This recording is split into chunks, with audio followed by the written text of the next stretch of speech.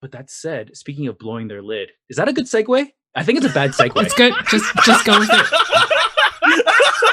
I was rolling with you. So good segue as any, honestly. I like so heads up. I don't actually know 100% what our topic is today, but I think that's okay. But our topic for today is on bleed, and I have to imagine this has to do with emotional labor and emotional impact. So this is me explaining the segue. Turns out I need to do a lot more work on my segue game. But hey, everyone, it's Friday. Yeah. Look, segues are expensive. They're a really white privilege thing. It's clear that obviously we're not going to have. We also don't have the budget for actual. We don't have a budget for segues. Yeah. Yikes! Subscribe to Patreon so we can get good segues. It's Friday. Jeez. Feels like a Friday. But hey, everyone, thanks for tuning in. If you're catching us live, thank you for tuning in on this Friday. If you're catching us later on, I hope your time zone and the time that you're tuning in is wonderful. Today, like I mentioned, we're going to be talking about a phenomenon that happens in a lot of games called bleed. I think we have brought on some amazing guests, but I'm going to just stop talking for a little bit because I want them to have a little spotlight here. So guests, if you wouldn't mind just describing who you are with your pronouns in as few or as many words as you want. Maybe we'll go Jacky, then Jon. So Jacky, who are you? Hi, everybody. I'm Jacky. My pronouns are he, him. I go by Death by Mage on Twitter. I am one of the creative organizers for the Unbreakable anthology that Steve did participate in, and Volume 1 is still on sale. We are working towards 4 volumes coming out in 2021. So that much I can tell you. I can't tell more other than the fact that the art is amazing, and I'm stoked.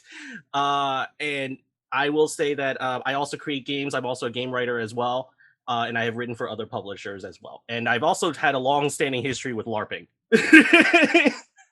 That's gonna be very, very relevant. Yes. Jon, who are you? Hey, I'm Jon. I use he, they pronouns. I am Ryomasa, RY0MASA. Somebody give me my name. Gimme. Somebody has my name on Twitter. It's fine.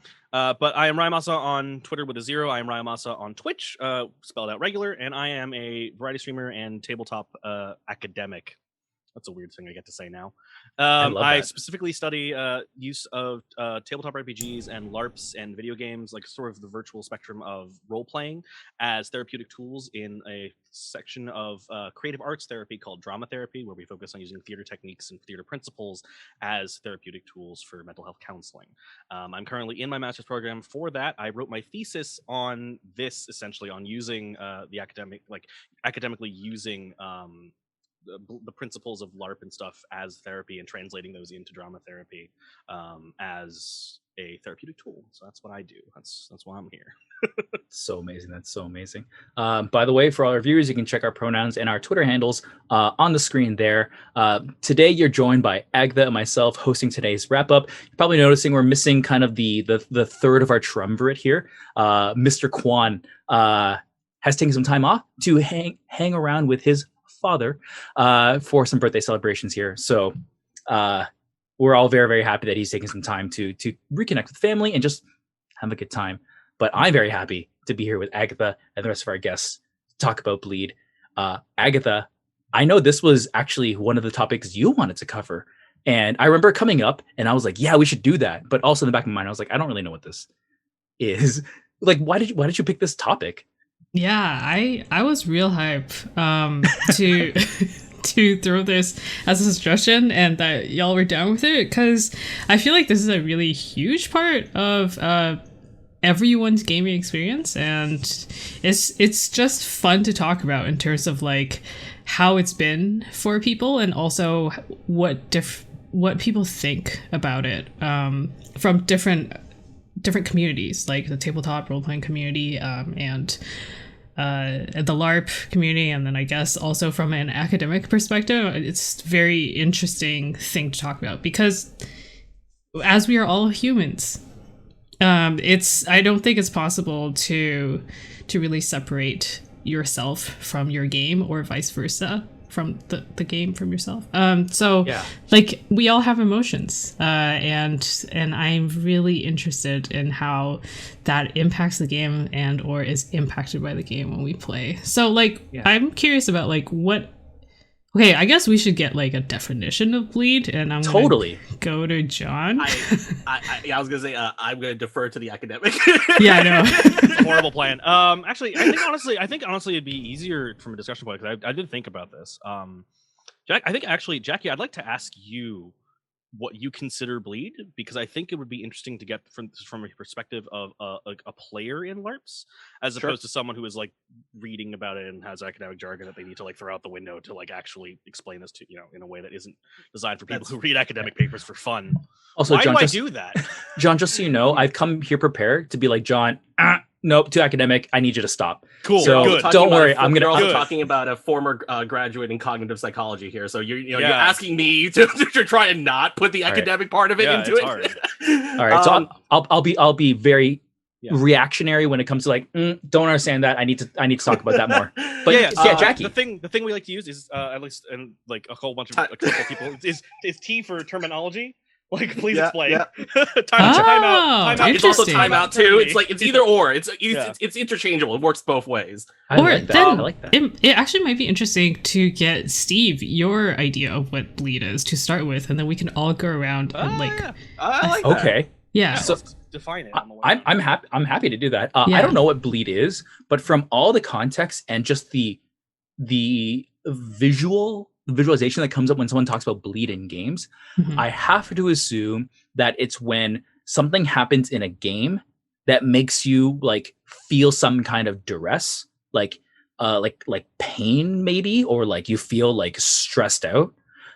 So in that way, I assume it's kind of like an X card moment or like a triggering moment. That would be like my assumption based on not knowing really anything about it. Okay. And I see some expressions here, and I see like some like the expression that I give to people where like they've said something that's probably wrong, but I like that they tried and we can build on it. So hey y'all, take it away. More like, I will say that like so bleed isn't always necessarily like isn't always negatively attached. It's actually everything. So it covers bleed for when I approached it like way back in like 2005 through 2012, it was pretty much like what it is so when you as a player and you establish the personality of your character, right? Most people will create a barrier that is supposed to be, I'm playing the character, because if you think about when you role play, you have, even when we speak, it's like, my character or the name of my character does this, right? So it creates this separation, this dissociation between yourself and the character to remain separate entities. So that therefore, that's what happens traditionally in most role-playing scenarios. What happens in bleed is that you will have eventually this moment where you'll have an emotional connection with your character, and that is where the bleeding effect occurs, and that is when you actually resonate with your character. So that's where, and especially for people who are very empathetic or have very high emotional intelligence, they are usually the ones who usually experience these in the highest potency, I will say. So these are the individuals who will, but even for people of average level of like empathy and emotional intelligence, they can still have these effects happen to them, where they are playing in a moment playing in a moment and they are so caught up in it. Like if that is usually the most general terminology you'll hear people say is like, I got caught up in the moment. That is actually when the bleeding effect occurs, because you have the most emotional resonance with this character. And so it could be anywhere. It can be any kind of emotion: joy, happiness, pleasure, pain, agony, sorrow. It doesn't matter what kind of emotion it is. It just matters that it happens. And so, interesting. John, did you have anything you wanted to add to that? Yeah, and I think one of the things also it's super important is bleed goes both ways, right? So like if you think of the as a membrane, essentially like between player and character, bleed it's bleed through, like it's spill over. It's whenever those emotional states between your player and character cross over in either direction.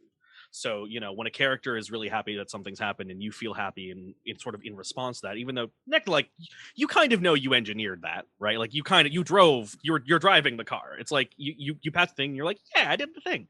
But that happiness is a little different from the happiness that character is experiencing about whatever they have, right? And the sadness of whatever the character is experiencing, if it goes the other way, is different from the sadness that you experience, at least usually a little. In that you're not doing the thing really that your character is, but you are at the same time, right? And also bleed works the other way when you're, like, say you've had a really bad week, right? And you're real snappy and you're real angry for, nothing to do with the game, and your character is a happy-go-lucky whatever the hell. You might go into that character and you might go into that weekend, or you might go into that 4 hours, and you still might be pretty happy and fun, but there is the possibility that, like, a little bit of that anger and that sort of leftover irritation at your week spills over into your character in a way that you necessarily weren't intending. And so the bleed isn't so much about like like Jack said, it's not positive or negative, but it's just what happens when your emotions and your character's emotions spill back and forth between each other in a way that you weren't necessarily intending, but can and often does usually happen a lot. Yeah. Or the classic horror story, correct? In game, aggressive flirting because you have something for either player. That is really bad bleed. Oh, that's a thing that happens. An example of bad bleed. That's usually like a worst case scenario. That's like one of the worst case scenarios of bleeding, where you as the player may have like an affection for another fellow player, and what happens is your characters. You're projecting it into your characters, which then project onto that other character. Yeah. And sometimes that's intentional, sometimes it's not. And so there is a little bit, so it's kind of determining which is, either way, it is still a form of bleed, whether it's intentional or not. It's just but it is important to acknowledge that is a form of bleed.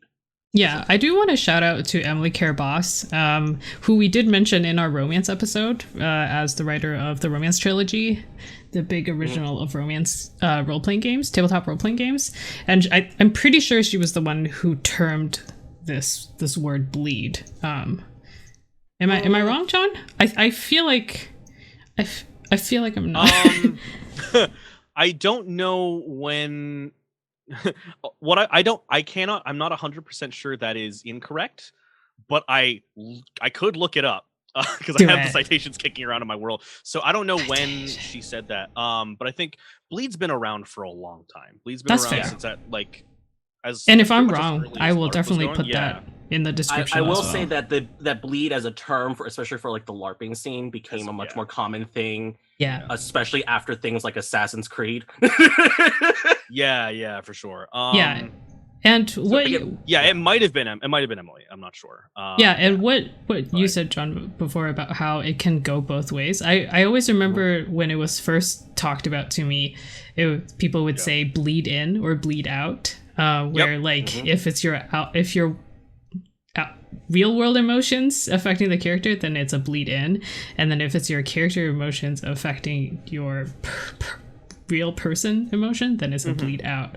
Is that okay? That is a thing. That's a good way to always point it out, because most people always look from the reference point of like the character versus from the player, because the thing about LARPing a lot of the ground rules in LARPing involves the fact that anything your character does, generally, and you're in a LARPing group, in a LARPing scenario, most of the time, most LARP events, actions that happen through the character are completely not the effect of the player, and so that anything that happens is not put at fault on the player. Generally, that is usually how it goes. But again, bleeding is a thing that happens, so then it kind of muddles the water a lot of the times, and that is usually something that a LARPing group will have to assess generally together. Right. So as a note, I think Montola 2010 says Emily Care-Boss coined it in 2007, and that is essentially the Nordic LARP scene writing about LARP. Which is when whether or not that is the first instance of bleed, I'm not sure, but also early 2000s, like early mid 2000s, is when we really first started getting like academic writing about LARP from a psychological perspective and not just a game design. And half that shit is in Finnish, which is a thing that is really annoying for me as a researcher because I can't fucking read it. Yeah, So like yeah. it like and like it's so that there's a whole lot of academic writing going on in that space that is like kind of based on that stuff. Right. Yeah. So mid 2000 is like a decade and a half ago. So Yeah. I guess the idea here is that like the concept of bleed has been around for a while, but I get the feel that it's more prevalent in LARP scenes than it is in like say Dungeons and Dragons or these other like big ones. Is that a fair assessment, or? I think it's easier to come by on LARPs just because I think that because in LARPs you're like because LARPs have such a focus on immersion, and I'm not going to talk about that word because it's a whole other discussion. But because they are so focused on sort of creating the space in which you are playing and really living that space, it is and you're running around and you're tired and you're hungry and you're cranky, all of those things. It does become a lot easier to notice when that's happening because you're prescribed to really play as you play with them for so long together in very close quarters in very, very tight spaces and very like fast time with all those extra factors gone in. It's really kind of easy it's at that point a little bit easier to notice when someone's kind of acting off, right? And I think for a while the kind of there was like that little bit of pop culture, like, oh, LARPing, that's the thing the TTRPG players do who are real weird. They go LARP, right? Like that used to be a bit of a public perception. Right. Is that TTRPGs, I think, valued, and because of, especially with like old Dungeons and Dragons, because, you would die constantly. Your characters would fucking perish every 30 seconds.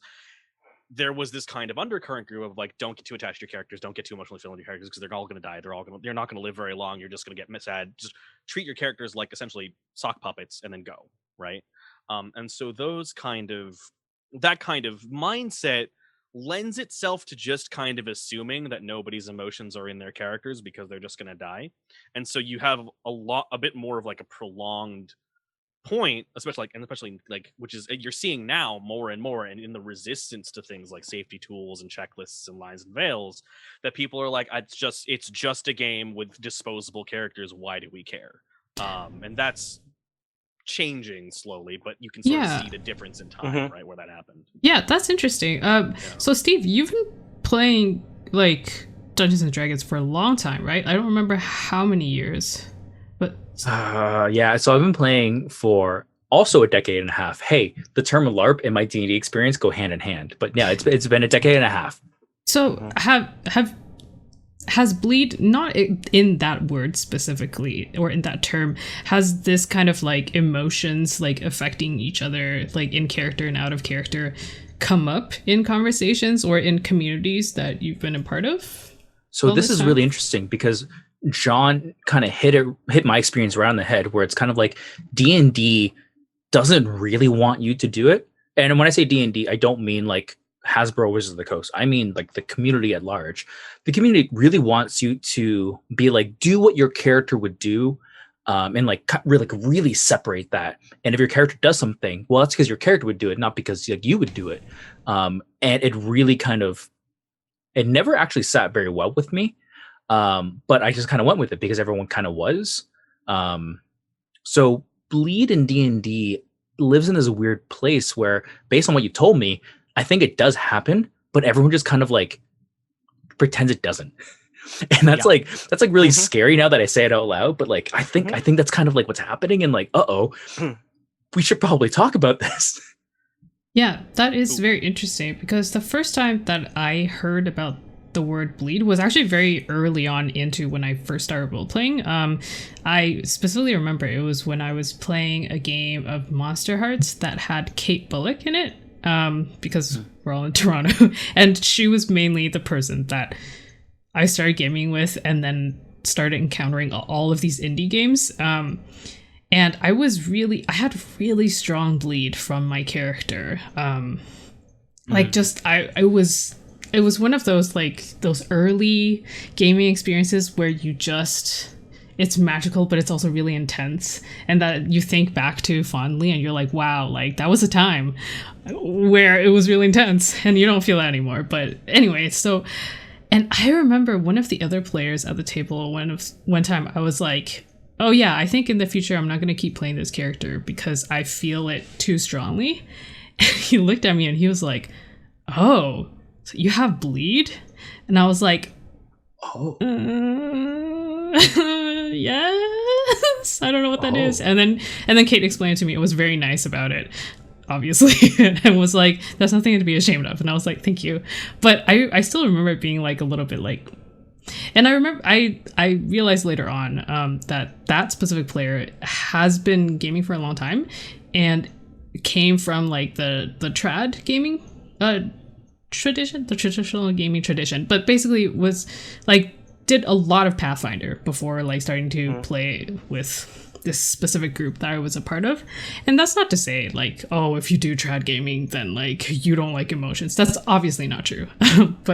but like in that specific instance, I do remember him being very uncomfortable with the fact that I was expressing that I was affected emotionally by my character. And also, but that was the first time that I learned what bleed was. And I learned that this is something that happens in games and this is the word for it. Mm-hmm. I think what it is too, because like a lot of the earlier history of, especially of like D&D, it had a lot to do with because they wanted to make sure you were emotionally detached from your characters, so that because the fact that, especially like during the earlier heydays, since characters were prone to dying a lot, you know, it was just kind of like no sense in being attached to it, and that's kind of the dealio. But as you move into one of the later indie renaissance of like the early 2010s, you know, that was when they had another indie renaissance, and that was kind of like when people were coming inwards with more emotionally driven storytelling and mechanics to back it up. Yeah. So that was that's when people started realizing you can become attached to those kind of emotions. But these were things that for the LARP community, they've already had to deal with many years before, and I will probably say over the years have tuned it up better, because now there's more available tools than there were back a decade and a half ago. So, you know, I will say I wish some of these tools existed when I was LARPing, but that's neither here or there. But like, you know, that it's the fact that like over time we're now becoming more cognitively aware of ourselves, our emotions, and our connections with our characters. Especially like the fact is like, you know, some characters will always be a reflection of you in some sliver, no matter how opposite you try to make it. There will always be some kind of resonance, because that's how the nature of the game is. There's always a sliver of you somewhere in there. So you will always have some resonance to this character, even if you make them completely 100% as opposite as possible. Right. So when you say tools, do you mean like safety tools? What do you mean by that? Safety Jacky? Tools. So there are so I would say around the time of like when the Nordic, yes. I feel like we should actually define what a safety tool is, just so we get this all out in the open. What is a safety tool? That's true. Sure. I love this, by the way. I think this is great. Yeah. This is always good. This was the thing we used to do in LARPs. Mm-hmm. This was the thing we used to do in LARPs. Yeah, this one, you go like this. You got like hand on head. The finger crossed for the out of character. Out of character. Yep. Oh, that's what it is. Someone I gamed with always did that, and I never knew what that meant. You either do it hand behind the ear, or you do the finger cross. If you either or, it's either or. A lot of tabletop safety tools, which we will define for you momentarily, come out of the LARP tradition. Like that makes so much sense. Like stoplight systems are stoplight. Like, yep. Lines and Veils was also one of them. Yeah, Lines and Veils was pretty LARPy there too. Yeah. So I can define what safety tools are. Safety tools are basically a bunch of tools that you can use for your role-playing games that will help everyone feel safer and establish like a good safe space. So like some of the things that were just mentioned, like the Lines and Veils. Boundaries, yeah. So that's what they do. X card. Sorry. Which we use actually in Dungeons and Asians when we publish those podcasts. Yeah, and like the spotlight system. The stoplight system, things like that. We have a podcast episode that talks about it, and we also I think had a wrap up episode that talked about it as well. And we had Kiana on, who is an Emmy award winning person who like collated it all together, and it's like available online as a resource that anyone can use. It's free. So Safety Tools is great for helping everyone game more adventurously and in a safer environment. Oof, yeah. So Jackie, I interrupted you. I apologize, but we were talking. You're good. I wanted to define safety tools as you kind of got into your thoughts around kind of the effects of bleed and whatnot, and why safety tools itself were so important.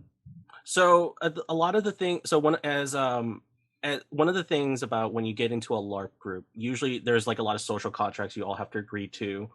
And there's usually something that, like it's like equivalent to like a session 0, right? It's where everybody makes like, these are the agreements, these are the boundaries, these are the lines and veils. I mean, lines and veils I will say, I don't think the term was ever defined, but it was kind of like, these are the no list that we were covering that we will not go over in this game. Like, know this, know that, and that sort of thing.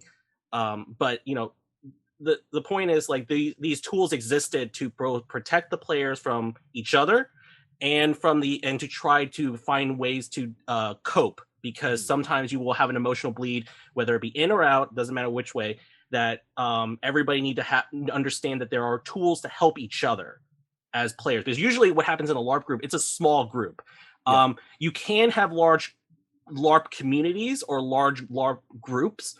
They do exist, but it does mean, but even so, like even in a large LARP group, wow, that's a lot of there was a lot of Okay. You want a second take on that?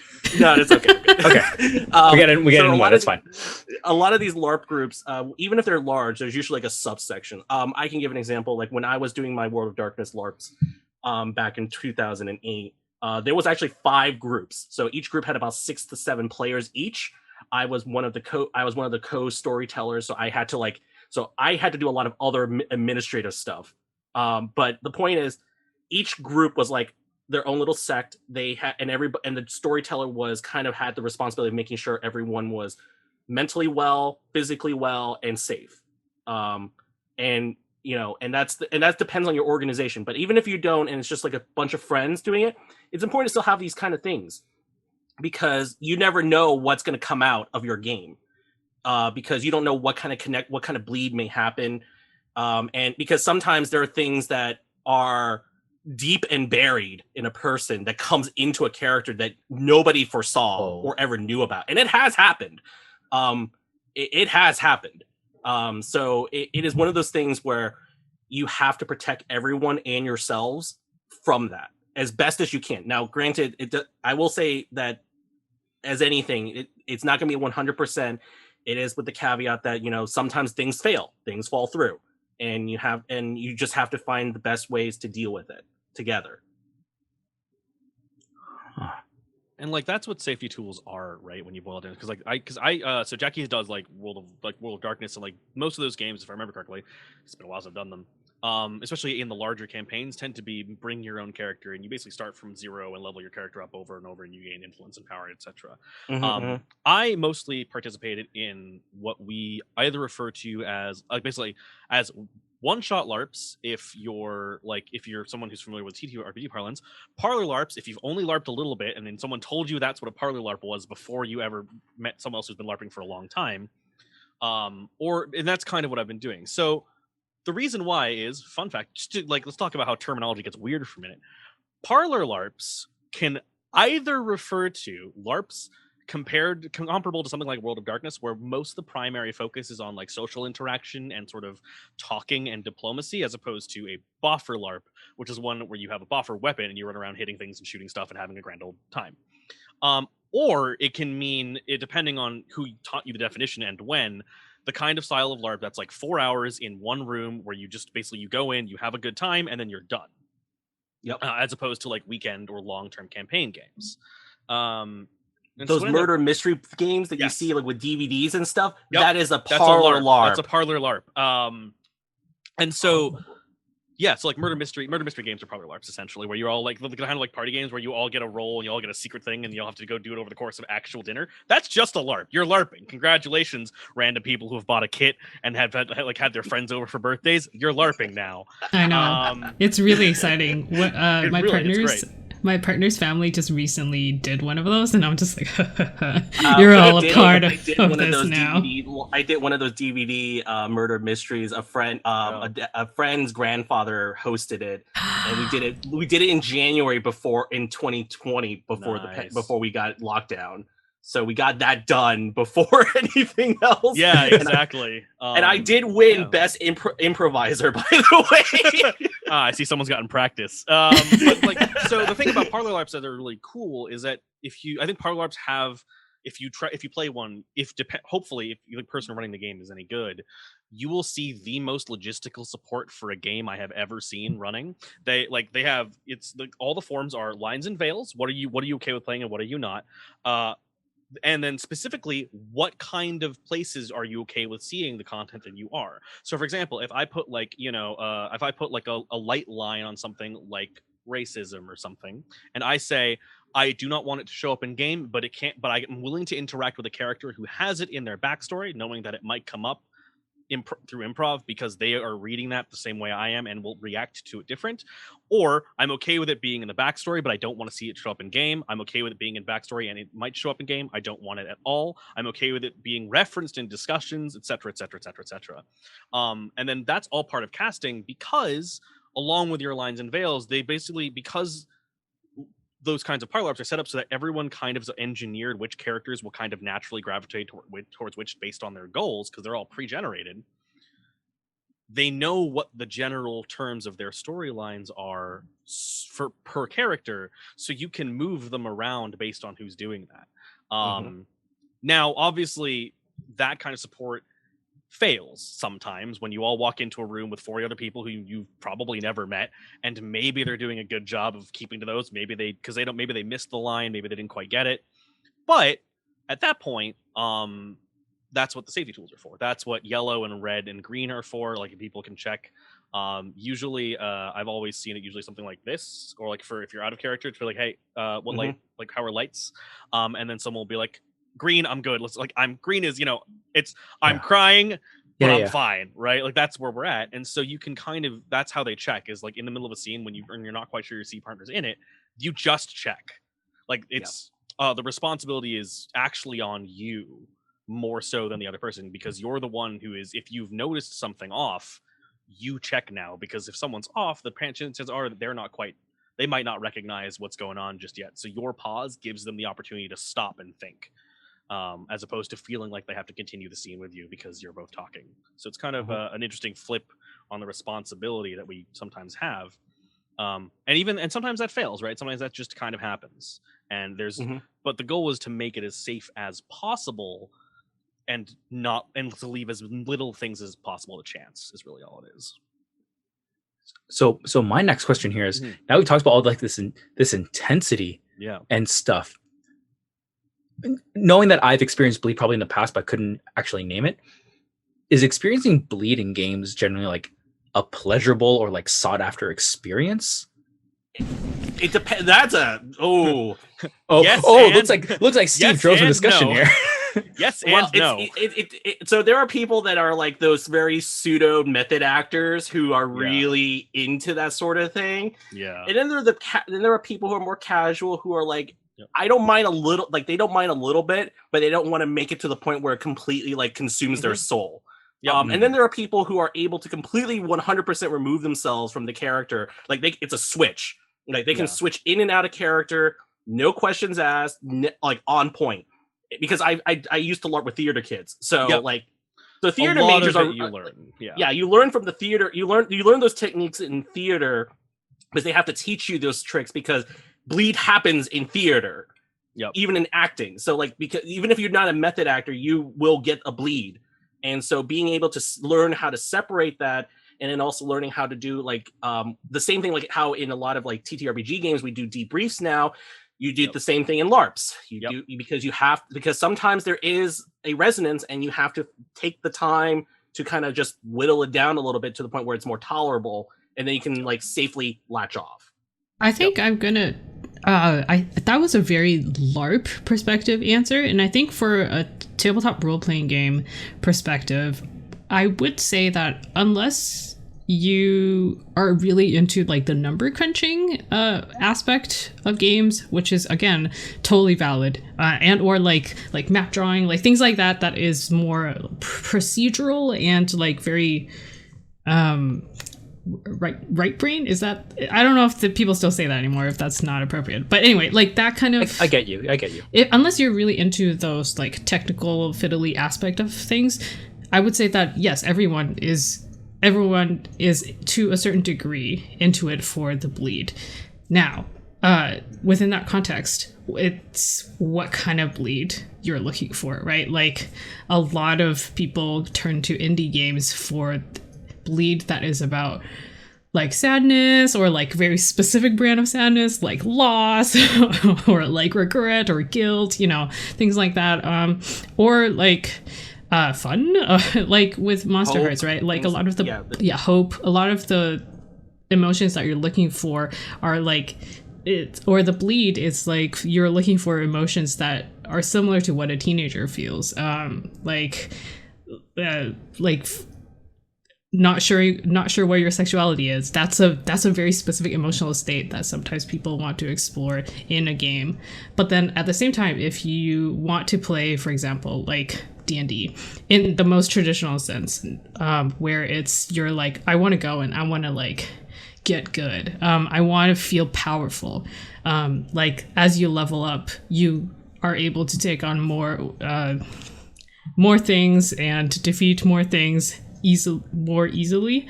That is also a bleed that you're looking for in terms of bleed out, right? Like, because you want to feel the power that is bleed. Your character is powerful, so you feel powerful, so that's hype, right? Sorry, what? Here's a personal attacking thing for everybody, right? Because you were talking about, like, especially for D&D, where you're kind of, the game loop is go things, conquer stuff, get better. So how many people, and I'm gonna say this rhetorically, but chat, feel free to answer if you want to. How many people like D&D because it gives you the catharsis of having a clear and strict progression through life that rewards you at certain checkpoints? Oh, 100%, I do. Right? That's why I like the D&D game that I'm playing right now.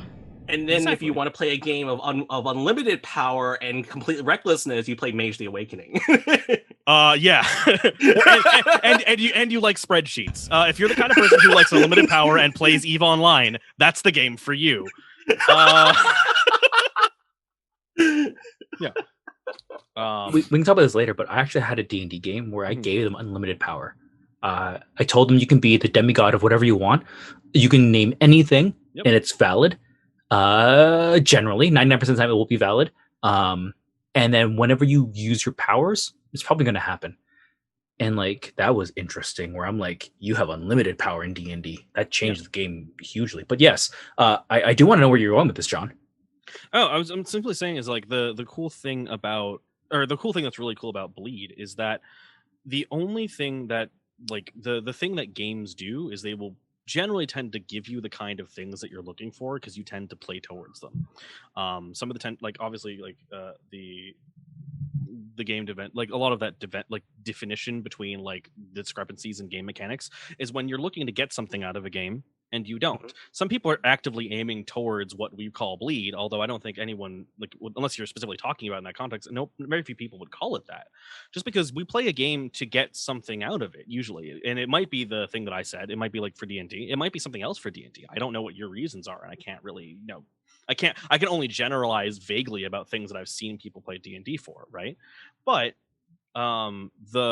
the thing that you're doing there is you're playing specific games for reasons, and D&D might just be that's the one you're comfortable with, and it's easier to, I don't know, for example, enjoy telling stories without having to worry about the mechanics so much because you kind of already know them, right? Like I can BS D&D mechanics all day.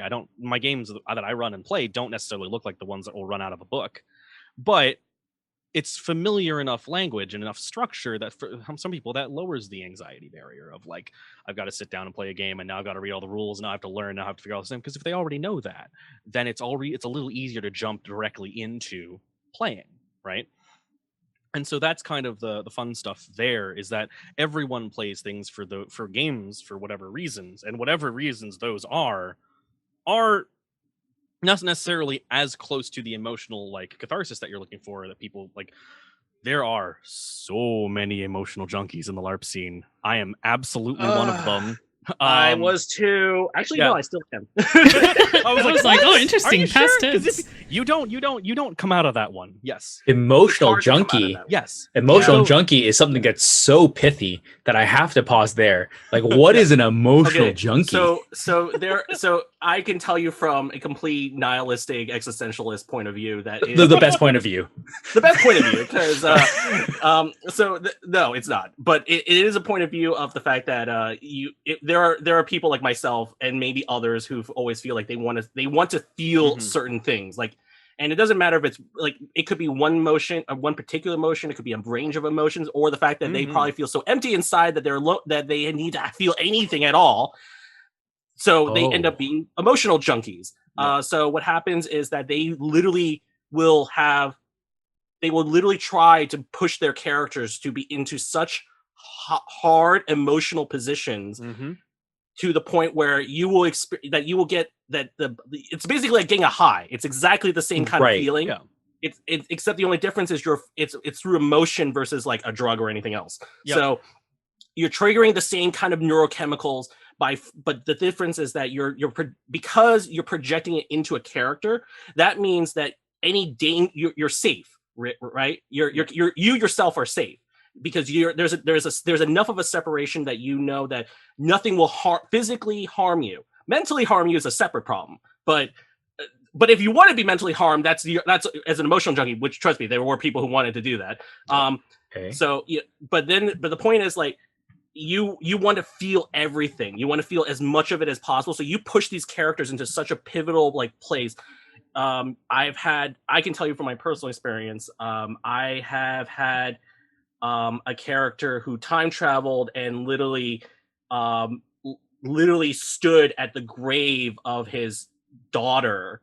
No. And by the way, no, but even better, y'all. We went to a cemetery to do it. Yep. And we went to a cemetery to do it, and conveniently enough, there was a person with the same last name that of one of the characters, and I went, well, this is going to get dark, isn't it? And granted, it was also late at night. But I remember after the scene, I felt every emotion of loss possible. Which is very difficult for me because I'm so usually detached to loss, like physical loss, like people dying. I actually have a huge detachment to that. So feeling that emotional loss was a rarity for me, and my character broke down, but I was also breaking down as well. So there was like a complete like high resonance with me because so when I was crying in tears, my character, I was also technically crying. Yep. And there are people who chase that. In the same way people chase anything. And like the fun sort of part about it is when people tend to cast that way, you kind of know that characters like I've worked with people who design LARPs and they're like, this is the one for the criers. And we went, okay, cool. Because we know that character, that's the one. Like there's a trope in LARP design. It's just called the sad emo boy. Yep, it's just that was me. Everyone who's ever wanted to play like Romeo in anything, that's where you put them because they will play to lose their game as tragically as possible and have a good old cry, and at the end of the game be like, that was great. I loved everything. 5 stars. Not gonna lie, I still do that. Valid. I'm a Makurshu for life. Just like get that himbo energy in there. Yeah, for sure. And then tragically die from being the wrong place at the wrong time. Yeah. Classic himbo story. Oh my god. Yeah. But yeah, that's like the cool thing about it, right? Is because there are some people who chase that, and we know that, and we can be like, okay, cool. Here's a role specifically designed for you. Have a good time. Yeah. Yeah. I will say there are dangerous ones because there are dangerous ones. For sure. Because there are people who, like myself, who enjoy playing villains. There are people who love playing villains, even worse. Yeah, so like there are people. That is probably one of the most dangerous ones. Usually, like if you're not experienced, like John, I know is experienced, so I'm not really worried.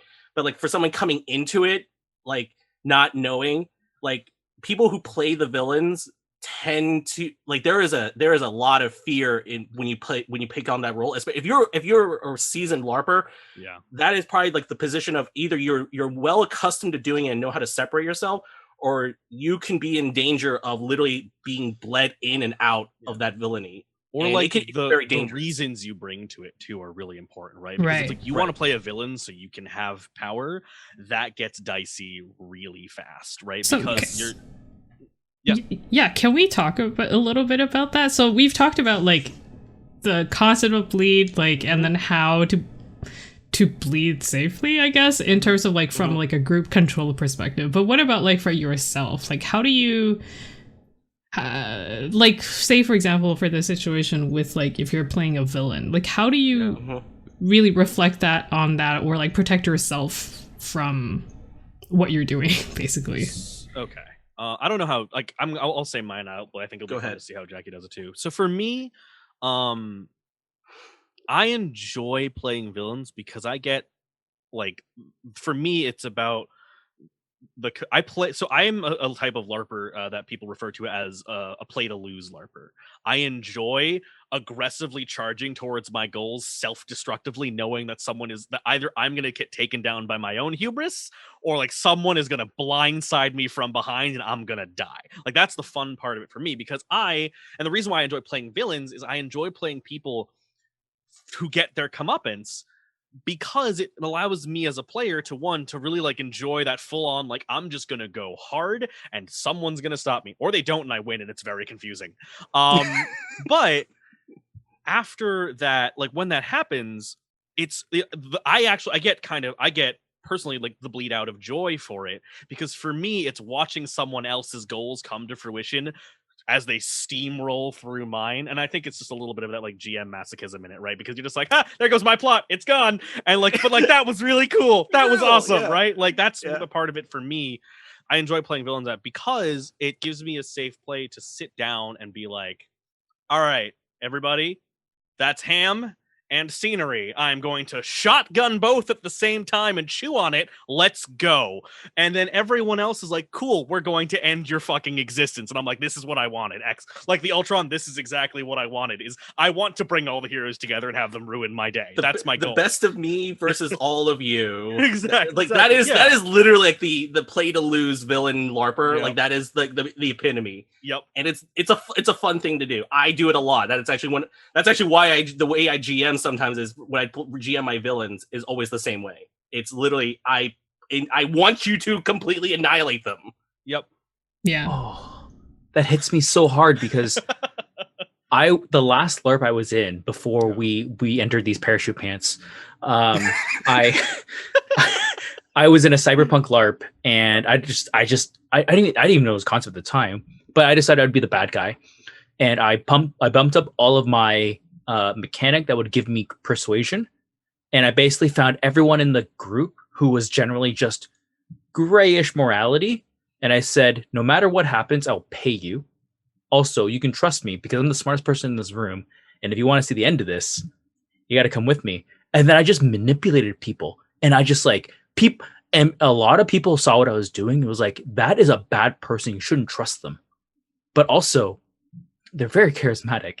And also, I was just like, look at me. This is a LARP. I'm here. I'm in cosplay. Like, you're not going to trust this? Look at me. It's just affably evil is my trope. It's me, charismatic boy. and I lost the end.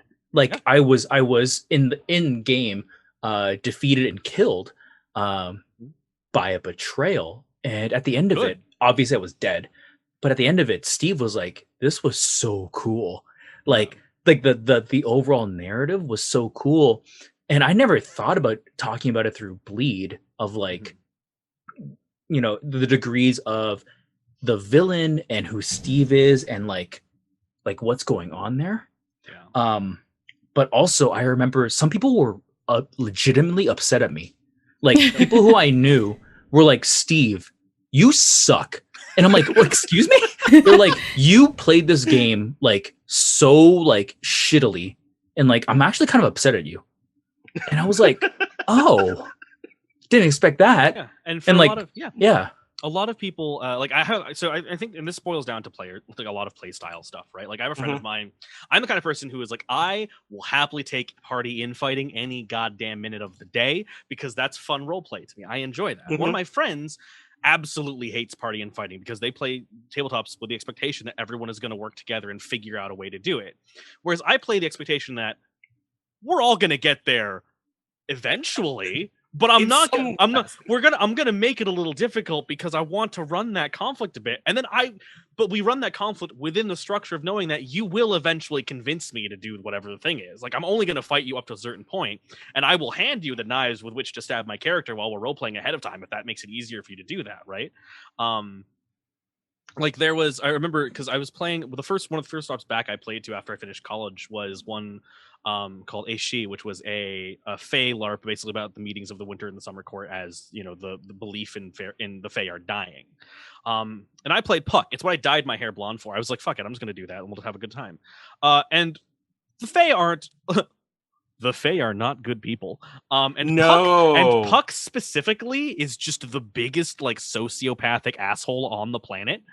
And I remember where I was basically just like, I was meeting with Oberon, who was having this problem because Titania was starting to hate him because he was being really wishy-washy and not like making big decisions, and he was trying to like adjudicate fairly and stuff, and we were in the middle of a war with Winter, and he spends all this time complaining to me about all of his stuff. And like, it's written in our backstories that Puck is Oberon's best friend, but will not let him suffer through his shit.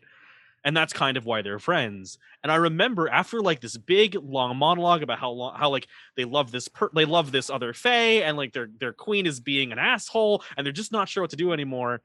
I was like, would you like my advice? And Oberon goes, yes. And I stood up and I said, you're the king, win the fucking war, turned on my heel and walked out of the fucking room. And we did. And we won at the end because Oberon was like, I guess I got to do that now. And then ruined all of their relationships on their way to try and be a good king because they had to make all the hard choices. And so that's the kind of shit I enjoy doing, and it's fun. But like, that's so John, you and I are the same way because we like a dumpster fire. Oh, we like train wrecks. We like admiring train wrecks. I do. I'm Nero fiddling over a train wreck off to the side, just being like, "Oh, this is lovely. Isn't this great, everyone?" Like, that's me. Yeah, I enjoy that. Yeah, that's super interesting. I will tell you how so as anyone who's ever interacted with me socially, they probably have heard me say me constantly saying I'm an enabler. And what I mean by enabler is I enable you to do the things you need to do against the villain. I want you to completely crush me and destroy me. And so but there are times that I will play a villain that is intentionally meant to be the absolute epitome of fear. And I can give a perfect example of that was when we did a stream for Vampire the Masquerade ways back. I actually was portraying a character called Ming Zhao, who was the Baroness of Chinatown.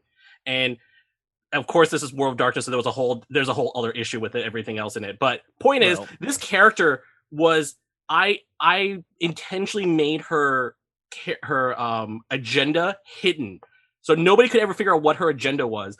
The players across 3 streams were terrified of this character because they had no idea how this villain, well, not even a villain, but just a character that had so much immense power that they could not understand, and it frightened them to no end.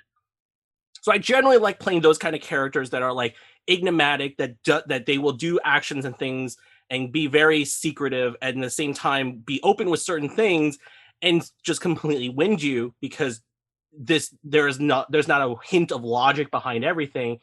And the thing is, those are the kind of villains I always play as either villains of like absolute just enigmas. They don't make sense in some logical capacity, and I just uproot that.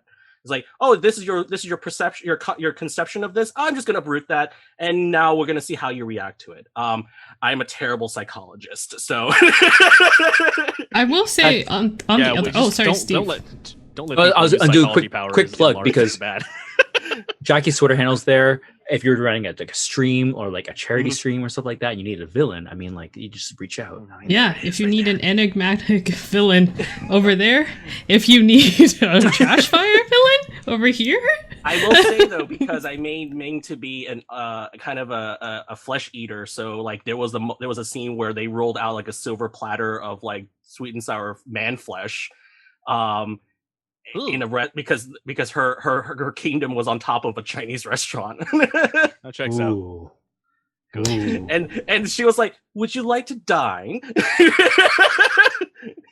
Yeah, I want to talk about like the other end of like of bleed out, I guess, where we're also playing a villainous character. I had a streak of playing villainous characters because I thought it was interesting, like to explore that in a game. I just haven't really done that before. And I was playing a lot of Monster Hearts at that time, so one of my characters was It is. Really. so Monster Hearts really encourages you to play villainously. And I remember this specific one I was playing as the Heir, which is I think one of the Second Skins characters. Anyway, it's it's where your character is like a part of a huge family with a lot of siblings, and you're also like it's like the Hunger Games except within your family, and like whoever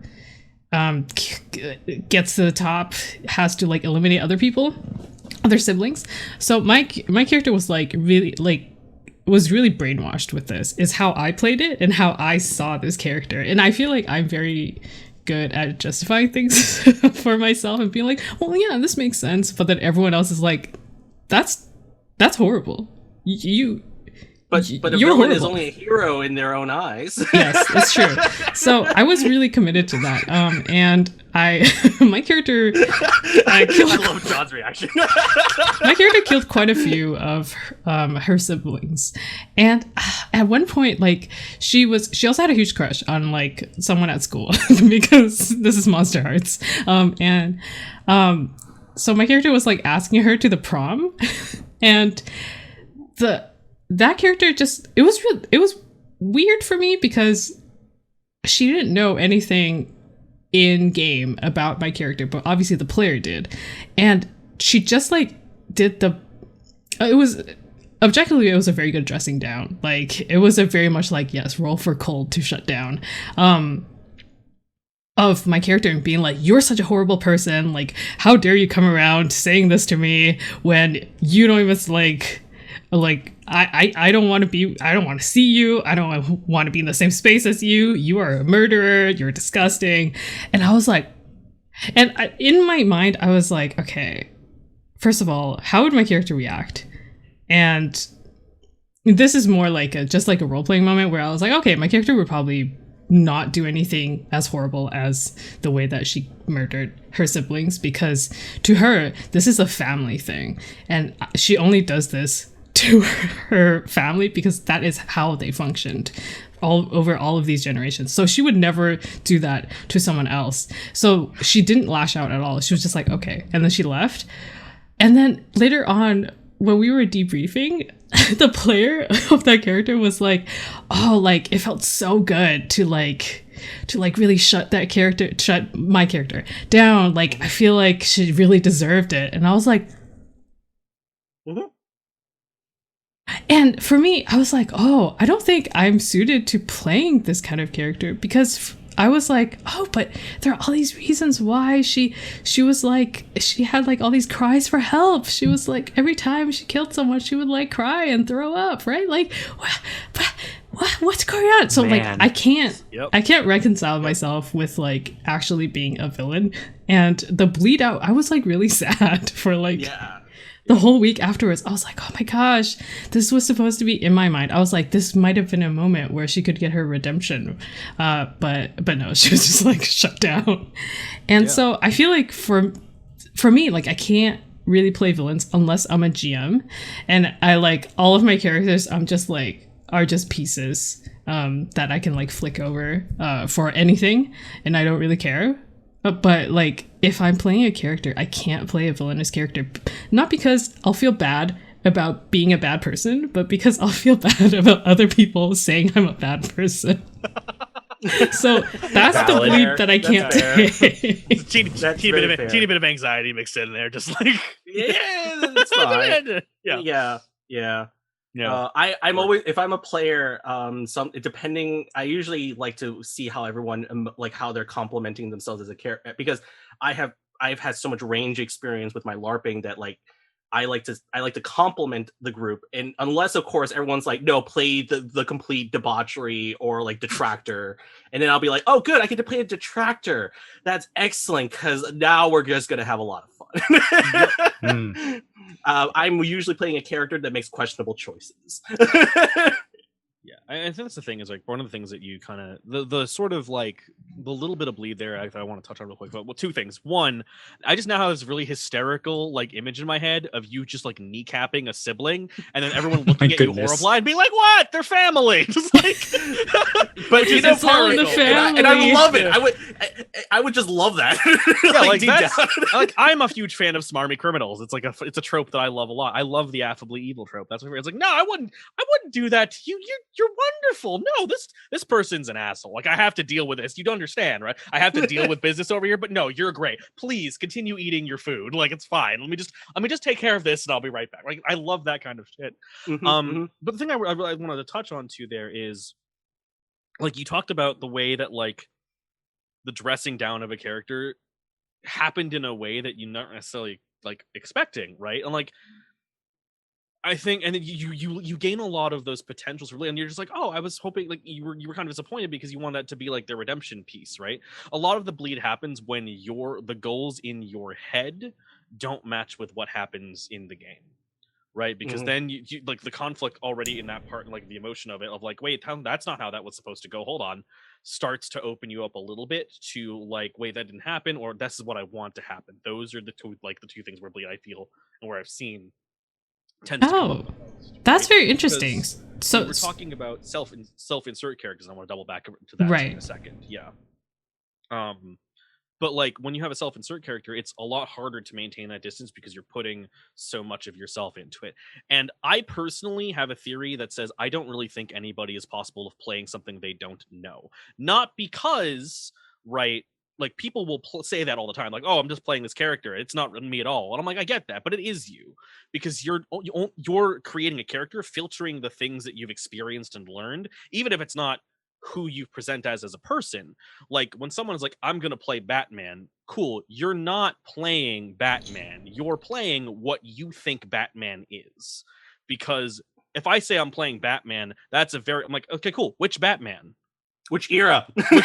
Which writer? Which series? Those are very different things. So I'm like, even if you say I'm playing Batman, and like this, people will say this for things when we talk about it from the psychology angle. They're like, oh, like my character isn't me. You can't learn anything about your character. I'm like, yes, I can. I know which Batman you resonate with hardest. Yeah, that's important information to me as a therapist. Like, and that's the thing about like pop culture psychology. We'll get to on a different thing.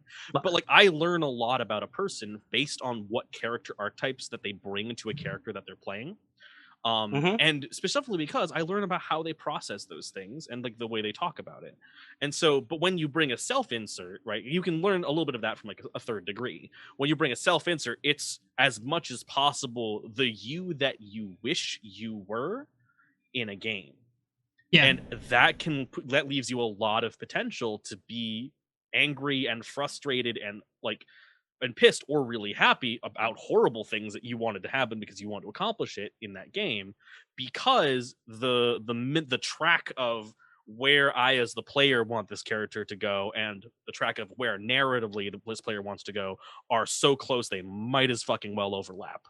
And so you can, and when it diverges from that at any given point, that's when you start to see a lot of emotion come out. So, Steve, what did you want to talk about with self-insert characters? I remember you saying that in the comments. So first of all, like definition, like self-insert character is generally used to describe a character that's put into the game that's more or less someone's persona in as much or as little like overlap as is expressed, but generally is an expression of the person's actual self within the game. Generally, you see it as kind of like a RPG horror story situation where it's more of like a meme where like people have done a self-insert and usually we just dunk on them. because it feels very juvenile whenever we see those kind of stories. But I think in this context, we're also exploring the spectrum of what it means to be self-inserted, which is to say that yourself naturally gets inserted, to John's point. It will naturally insert itself into any character you develop because welcome to the human condition. Also, I'm really glad you brought that up because I'm pretty sure last time I applied for therapy and for my own therapist, they asked me what Batman identified as. And I feel like that's a really good question. They didn't actually do that, but I think it's a really good question.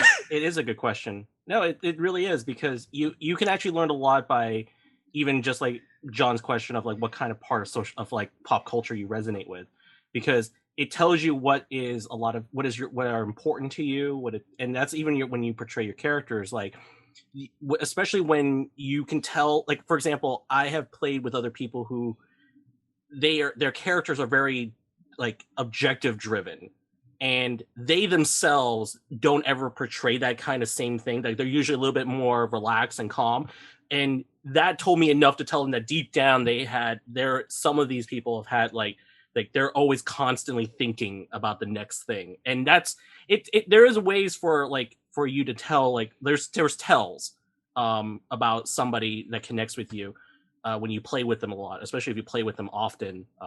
You will see tells of like who they are as a person because of the way they are putting some of themselves into these characters. Of course. And I think I was going to go into a direction of like self-inserts, what that means and whatnot. Mm-hmm. But I've checked the clock. The clock is running. Start the clock. We were talking about Pisiform earlier. But actually, I want to change my question just because of the interest of time. And I want to ask a fairly big question here. And I don't think we're going to get like a very good solid answer. And I'm okay with that. But for a lot of our viewers, and I thought of the audience in the chat here, bleed was kind of like a new-ish concept. So I'm going to ask the big question of, so what? Like we've talked about it, we've defined it and stuff. But hey, I love D&D. I never really heard about bleed before this, and my games were pretty like okay, just basically divorcing players from characters. Just play your character. So bleed. So what? And yeah, I'm gonna let that be like, yeah, it's big and it's vague and it's weird, and I want to ask that question in that very specific way.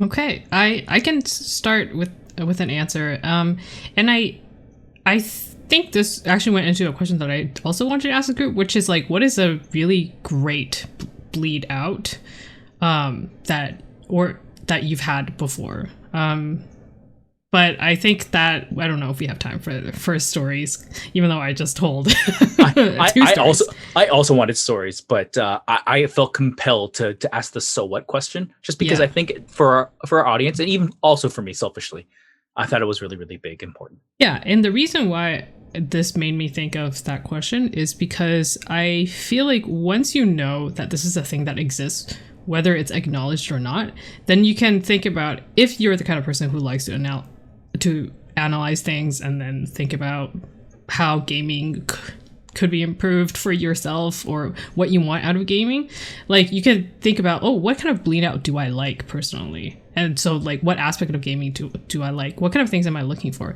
Which is also why for me, like I really like trying out new games, because there are specific games that have specific goals that they encourage, or specific atmospheres that they encourage, that sometimes that I'm like, I'm in the mood to be really sad, so I'm gonna play this game. Or I'm in the mood for like a really wholesome kind of like friendship story, so I'm gonna ask someone to run Golden Sky stories for me, because I want to be wholesome animals solving problems for people and giving dreams to each other.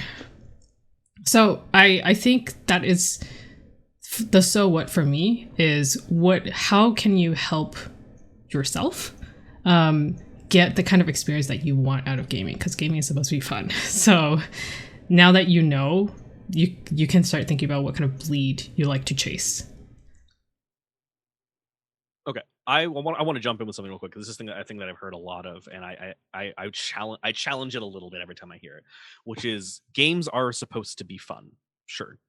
What that fun looks like is different to everybody, right? Yes. And so, like, for example, if I'm going into a game and I'm yelling and screaming and crying and shouting and like kicking things and punching walls, I might be having the goddamn time of my life, right? Especially as if I'm doing a villain, right? Like one of the best things I've ever seen was I was in I'll like do quick stories as brackets. I was in a vampire LARP that was crossed. It was like World of Darkness meets The Departed with a sideshow of like I think a little bit of heist movie in there somewhere. And so we did a LARP where it was basically like it was it was like mafia wars in New York with an undercurrent of vampires. Oh And my I gosh. was playing like I don't remember. I was playing the head of one mafia, and the other person, and another very good role player who I fucking hate because every time she shows up, everyone has to get their shit together because she's gonna make us all look like fools if we don't.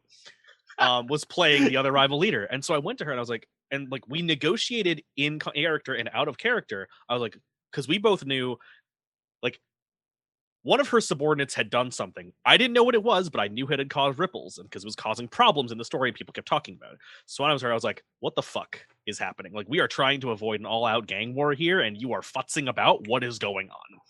And she was like, I have shit to clean up in my own house. Don't fucking get on my case about it. And I went, all right, fine. And between the two of us, we negotiated an end to our own personal wars. We were like, we call each other a ceasefire until you figure out what the fuck is happening, because what the problem you are dealing with is fucking with me. And I am willing to give you the time to do it because it means I have to commit none of my resources to this. Go me. But if you're going to fix the problem, I will back off so you can fix the problem so we can go back to our regularly scheduled like mafia problems. Ever sound good? Sounds good. And the way we openly did that while negotiating that in character was out of character. We agreed on the terms of what our next scene was going to be in front of everyone, which is when we both went to a private room, quote unquote, and had a shouting match so everybody in the game could hear us, intentionally saying everyone can hear us, where we shouted at each other and basically, like, I essentially belittled her in front of everybody. But that was by saying, get your fucking shit in order before I take your goddamn house from you.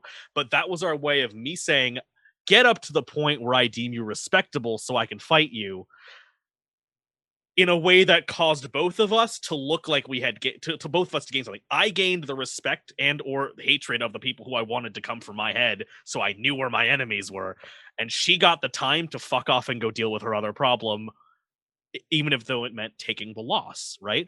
And so in doing that, that was fun for us. But because we both knew what we were aiming for, and we were both knew the exact emotional experience we were tailoring to as well, whereas like I got to feel victorious and she got to feel like she lost, but she got to know. If we didn't know that, that would just be a scene of me just being the most toxic asshole in her face for like 3 minutes. And that might have caused a lot of problems. But because we both knew what we were aiming for, we both went, that's what we want. Let's go for it. She played it really fucking well. I just spent the time shouting and praying to God I was as good as she was. And then we moved on. And so the thing that's really important about Bleed that I think is the most useful thing is, so what? Well, that's like someone going, hey, I noticed that you're using a screwdriver. Would you like this electric screwdriver with multiple drill bits and heads? And the person goes, yeah, I don't need that. Like, no, in no universe are you just going to chuck tools in your toolbox out the fucking window just because it doesn't fit the problem you have right now, because you might need it later, right? And so knowing about Bleed and therefore intentionally being able to recognize it and interact with it lets you make your gaming experiences safer. And if you're looking for specific emotional moments, easier to target and therefore more fun. Damn. Fuck. Yep. Hold it. Hold. I almost on my brain. I touched my brain for a little bit to let it know it's still there, but then I went for the hair because I'm like, You did. nice hair. Did your hair like turn gray for a moment? Oh my, Oh, Lordy. my, That was really my good. kingdom for like a Jason Todd white streak. Yeah. Also, You could just bleach your hair in 48 hours. Don't do that. I could do it. I No. could, but I think everyone self-respect, understands please. that it's bad for your hair and bad for your scalp, and no one in their right mind would do that, right? Oh, I think this is mentioned in the comments. And I think We're dragging that's- me today. That's a really good point as well, where in the comments, talking about how it's good to know why you feel the way you do and then watching out for others. So safety, not just applying to yourself, but also watching out for safety for the people that you're gaming with. That's very Well, important. actually, that was going to be my so what. Yeah. So Jackie, please, Yes. like, what are your thoughts on this? So this is a little bit philosophical, but it's also ties into the fact that, like, so here's the thing: if you are aware, a thing about gaming in general, even in life, if you are aware of how you react to things, you tend to have a better control of your situation and your emotions. And I don't mean like emotions are bad. I mean the sense that, like, you don't get consumed by them, you don't get ruled by them. They don't like adversely influence you. Like, being cognizant of your emotions is so important, both in play and out of play. Like, being able to determine why you are sad, being able to understand, like, why do you have this cathartic release of power? Is it tied to something deeper in yourself that you're not aware of, or that you are aware of but you haven't found a way to let it out, and now you have finally found an outlet that lets you out in a safe enough environment where you have agreed upon with other people that this is going to be a thing I'm going to do, and that we're going to do it we're going to do it as safely as possible. So, like, that is usually one of those things where, you know, when people talk about, like, TTRPGs being a part of escapism or being something that can provide escapism, it is one of those things where you have to think about, like, the question of why. Why am I feeling these things? Why do I want the escape? Like, there has to be a reason you want the escape besides the post-capitalistic hellscape we live in.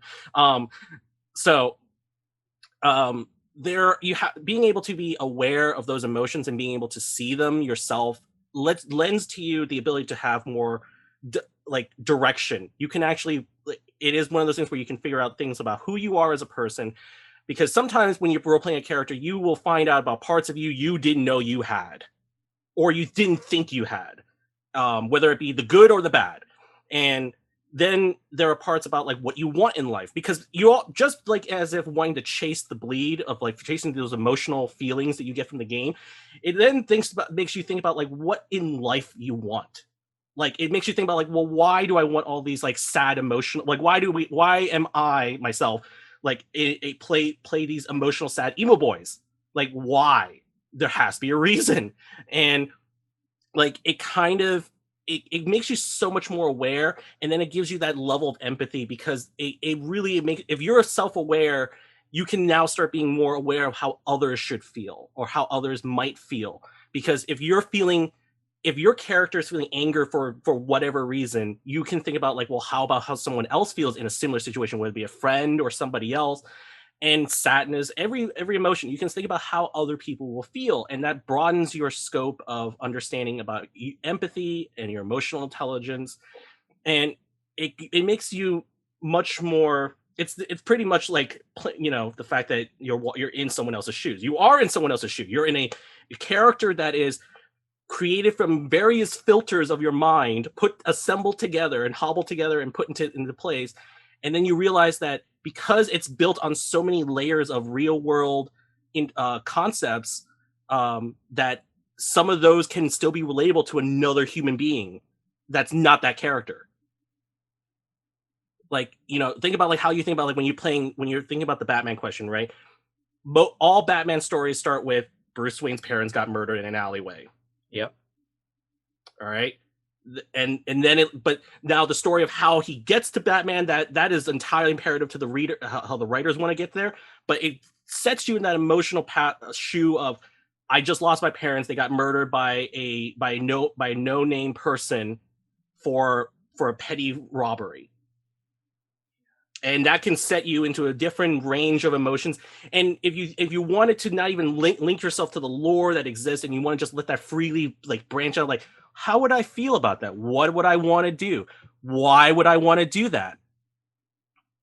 Yeah. So it kind of it lets you step into like, role playing is so much of a powerful, like, therapy tool, because it lets you be in another person's shoe in a safe environment, because there is no danger of physical harm.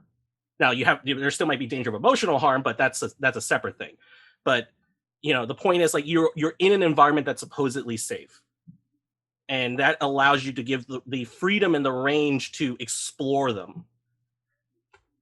I think this conversation has really given me, like, an appreciation of, like, why both of you really harp on kind of, like, the concepts of bleed and role play in games and whatnot for, I'm not going to say therapeutic, but for, like, the psychological impact that it can have.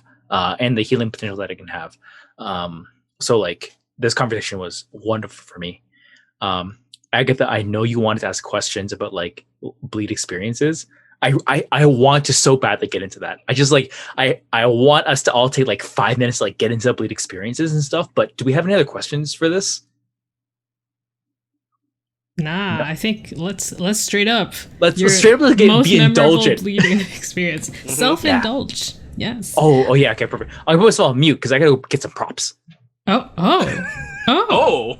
Okay, well, I There's already props All right. involved. Well, okay. All right. Okay. All right. I feel I feel I'm like addressed now. Steve is really upping the game, which is interesting. Yeah, no, really.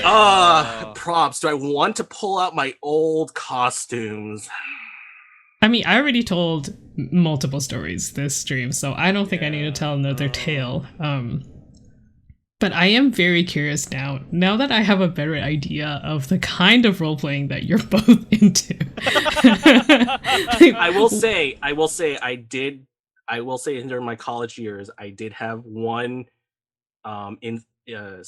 scenario of bleed where it wasn't actually a romantic scene between two characters, and that was probably the most really like tiptoeing of bleed we both the player and myself have ever experienced, and it really like put us in both like years later like still in a very precarious place because of how much bleed we both went through for that scene. That's really interesting. So did you go into that scene with the realization that kind of bleed, like, or with any kind of like negotiation beforehand, or was it kind of just it happened and then now? So we walked into that scene knowing that there was potentially going to be like a very intimate moment. Like we knew that much. We talked it over that this should be a very intimate moment. That that these characters are, because our characters were going to go into pretty much the equivalent of a mage war.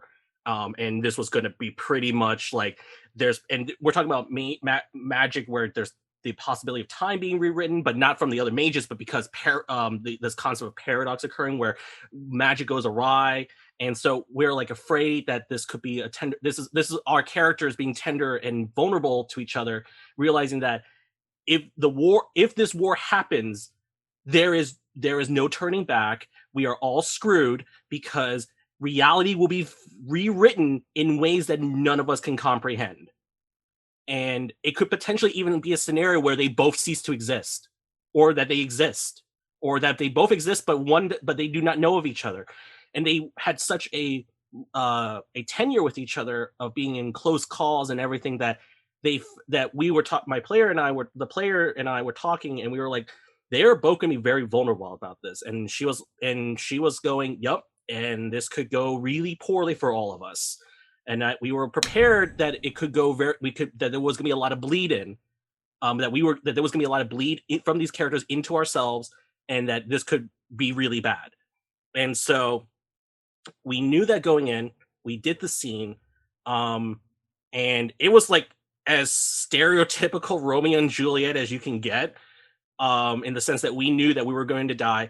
And the characters made like a solemn pact that no matter what happens, if one survives, they will find a way to find them, whether it be in a parallel universe or whatever.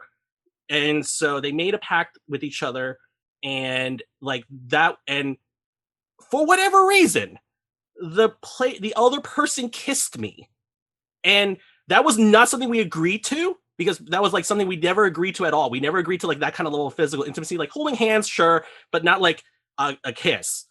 And that set us, and as soon as that happened, we both had to snap out of character. We both went, that was not intentional.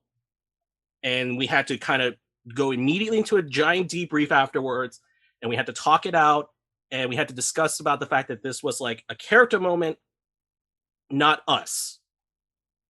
But but even afterwards, even after that debrief, I will say that like it kind of left us in a really awkward place, because that was not something, because we did not have any kind of like emotion, like kind of like affection or of that nature to each other as people. And so we were like, this is very problematic. Right. So it can't, so, you know, and that was not like, and that's like one of those things where it's like, bleed can happen, bleed can be good, bleed can be bad. And sometimes safety tools fail, and that was an example of like, well, the safety tool kind of went kaput. There was an effect. This was like a very tender, important moment. Sure, yeah, it was great. We both got we got what we wanted out of it, except for that one part of the incident. And that's where we both had to think. We had to kind of like give a long pause to each other about that. And we did finish wrapping up the story eventually. But it was just one of those things. And the answer is yes, but I became the thing that caused the Big Bang, but we won't talk about that. Wow, what a story. We did win the war, but I became the mage. Like mage with Death by Mage. I see why your Twitter handle is that now. I played a lot of Mage and died in it. Mage is a wild game, yeah. Yes, it is. So yes, no, it can be one of those things where, years later, like I will say definitely like up to now, we still talk, we're still friends. But it was for those first few years after that whole incident, it was just like, where are we? Right. And we did get to a place where, we entertained the notion, like whether or not this was like, is this because there was something hidden within it? Like we explored the whole range. We were like, is this something that's real that we just never realized, or was this just something that we got caught up in the bleed, and now that happened? And so we went through, we spent at least a good 3 to 5 months talking it over and kind of assessing the range and looking at all the various possibilities of our minds. And we came to the conclusion that it wasn't something that we both felt, but it was just we did that. She just got caught up in the moment. Right. And so, that's fine. And if you ever like listen to like acting, there are scenarios where scenes have been improvised, where things like, especially like a romantic scene, if you ever watch any commentary, there have been instances where a scene where actors will go, oh, we added this in because it felt right. And, that's kind of the same feeling, that same scenario. But the thing is, like, the difference, though, is these are professionals. You're an amateur as a person playing a game. No matter how many years of LARP experience you have, you're not, you can still have, there can still be that moment where the bleed kicks in. And even though like we're putting like the distinction right between the professional and amateur, think of how many Hollywood couples have been two leading people who have been in one film together, who then start dating or get married and break up literally 30 seconds later.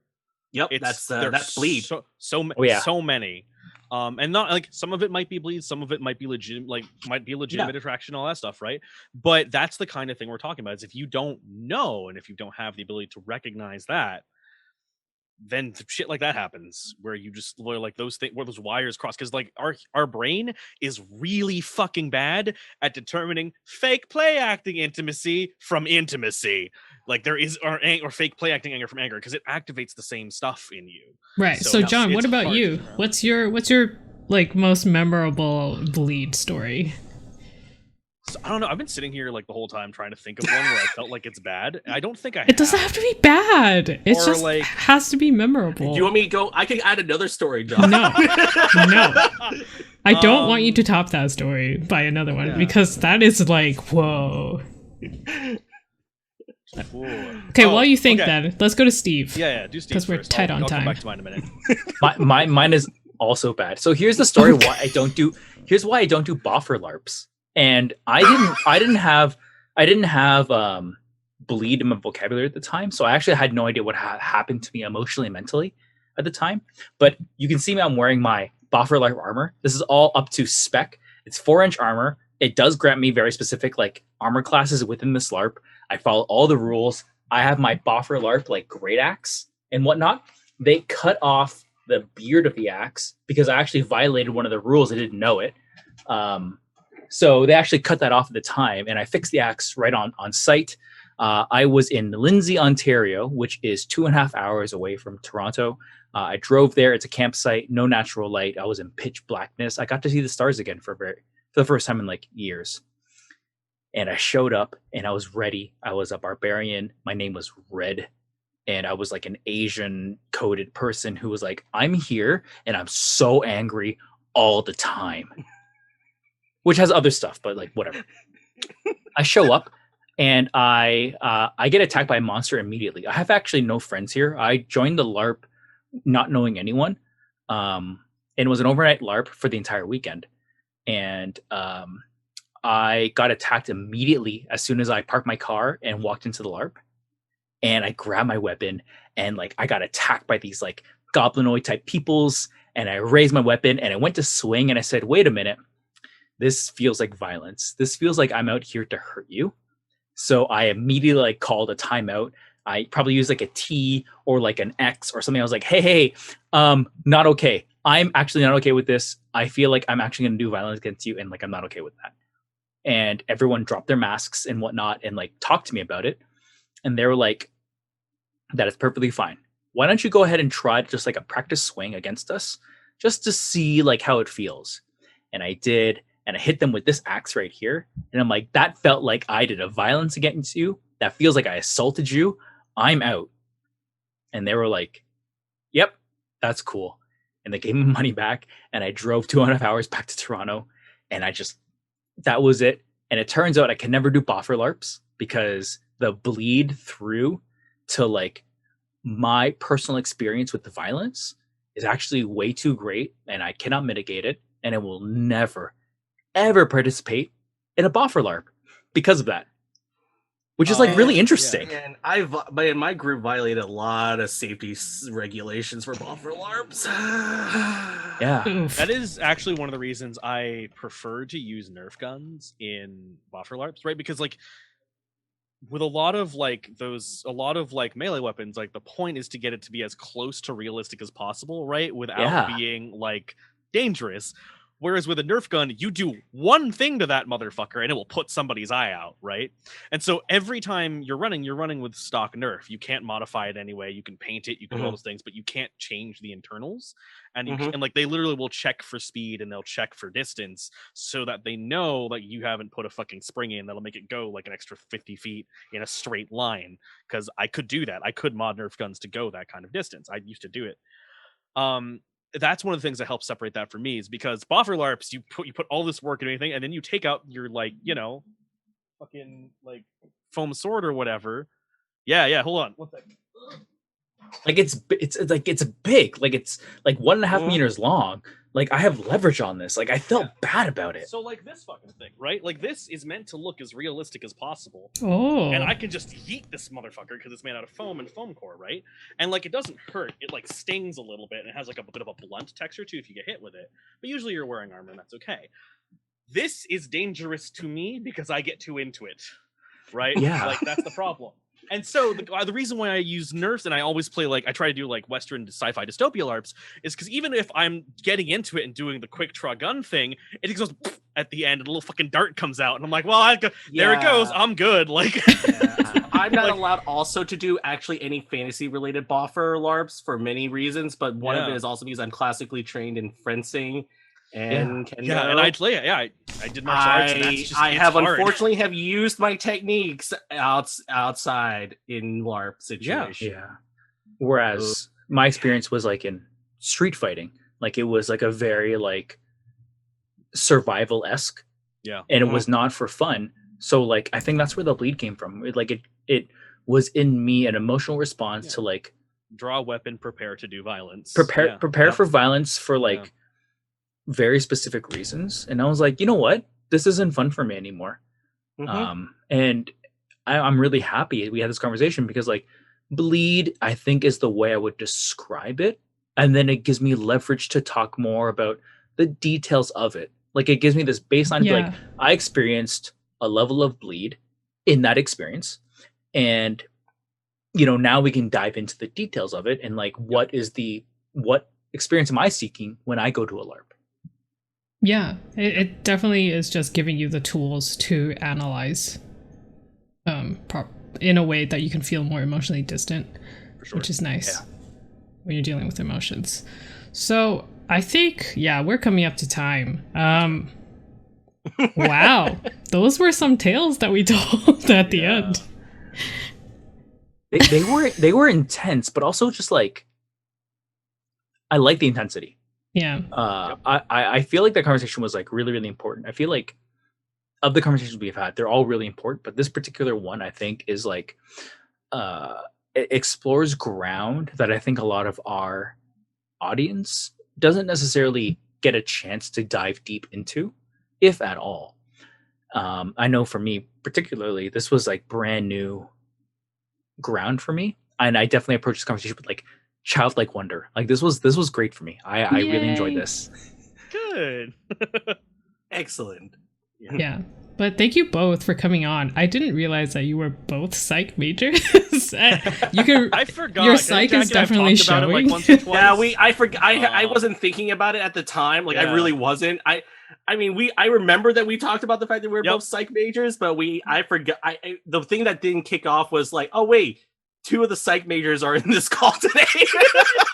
Yeah, then like Jackie was like, I just did that thing, and I was like, oh yeah, I remember that. Yeah, okay, yep. That explains why we were both were like us. Who wants to do this episode? Me. Yep. Yeah. Sure. But yeah, so thank you all again. Follow both Jon and Jackie. And their socials are right there. Ryomasa at Death by Mage. Now we know why. Oh yeah. And then follow Steve at DM Steve. Steve always has great hot takes. Do I? I feel like you do. Okay, I appreciate that. You don't? It's between Steve and Michelle, honestly. Yes. One thing I'd like to point out real quick, Aimless Wanderings. I won't get into it too much because this is a completely separate topic and is a thing. There are, in fact, as of this moment, people in the Drop Theory community looking at the way that roles and limits and stuff plays in the kink scene as therapeutic, because it is also, surprise, surprise, very similar to the kind of stuff we do in establishing therapeutic contracts with clients. The kind of negotiation and the way you do that. There's a lot of overlap. Yeah, I actually knew somebody who was. Yeah, I know. Yep. And Met somebody who did that, yeah.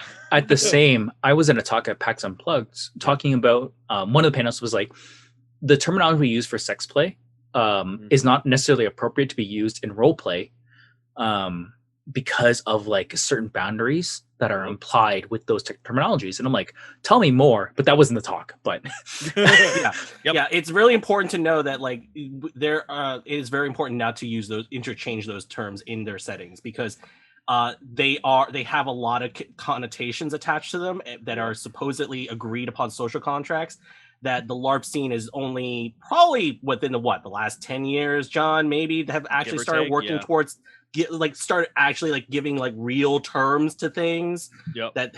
So like if you're in a LARP scenario, like just be like whoever's organizing, be like, hey, please give me the rundown of like ground rules, any limitations, safety, clear zones, because depending on the scale of your LARP, there's like a safe zone designated where you're not in character when you're in this zone. So that way you can walk out and be like, all right, I'm in the safe zone. I can be out of character. I can cool off. I can do something else. Stuff like that. Like know the assumptions of the place you're at, because that's really important. Because again, because we like walk in and we're like, all right, let's do Stars and Wishes, and some people go, what the fuck is that? And you're like, well, I know what that is, but like it doesn't matter if I know. It's like, can we do this thing? And then you have to explain what that thing is. Oh, the appropriation of language from one group to another. That feels like an episode to be done. But based on the context, maybe not this channel, but that's something I'm interested in. Yeah, maybe on our podcast. But we'll bring it up with Daniel. But Agatha, I would love if you could bring us to a close here because we are at time. Oh, yes. Thank you everyone for tuning in. And next week, I don't know what we're doing next week, but it's gonna be I know what we're doing next week. What are we doing next week? We're doing Magic next week. We're doing Magic the Gathering. I'm back. We're doing Strixhaven. We're gonna talk about Strixhaven. We're gonna talk about Killian Liu. We're going to talk about Asian representation in tabletop, TCGs, especially the Magic, and we're going to talk about kind of tension. We're going to talk about tension. Yeah. So look forward to that. Thank you everyone so much for tuning in. Thank you both for coming on. Thanks, Steve, for being an amazing co-host. Yeah.